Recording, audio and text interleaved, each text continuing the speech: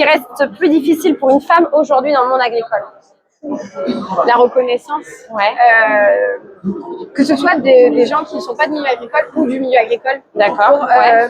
C'est très difficile et surtout dans les filières atypiques, je dirais, parce que on a l'impression d'être pas trop soutenu ni par les agriculteurs qui nourrissent la France et du coup, quand on la nourrit pas, compliqué d'avoir un peu d'importance et par les particuliers qui sont là, vous faites quoi c'est vraiment quelle importance ça a et moi j'essaye beaucoup de me promouvoir au travers des réseaux sociaux, de dire que oui, au travers d'un vêtement, il y a un véritable métier derrière, par exemple, que j'y suis tous les jours, c'est toute l'année, c'est voilà, il n'y a pas de jour où je me dis allez là je fais la grasse mat, non ça n'existe pas.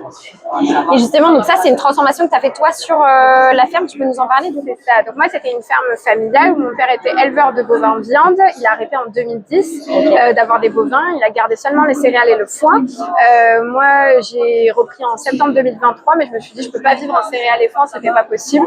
Donc j'ai choisi une filière atypique, l'élevage de chèvres angora pour la production de laine mohair, c'est-à-dire que je garde autant les mâles que les femelles, je les tourne 2 fois par an, il y a un côté éthique, il y a un côté bien-être animal, je récupère le mohair, ça part à ma coopérative être transformé, c'est-à-dire que comme le blé est moissonné par des fois des coopératives, moi mon mohair est transformé par une coopérative et moi après je vends des vêtements à la ferme, sur mon site internet, partout, je paye la transformation, j'ai un bon de commande où je dis je veux tant de pulls comme ça, je veux tant de bérets de cette couleur et moi après je les récupère à peu près 1 an après pour pouvoir les vendre. Ok, trop chouette.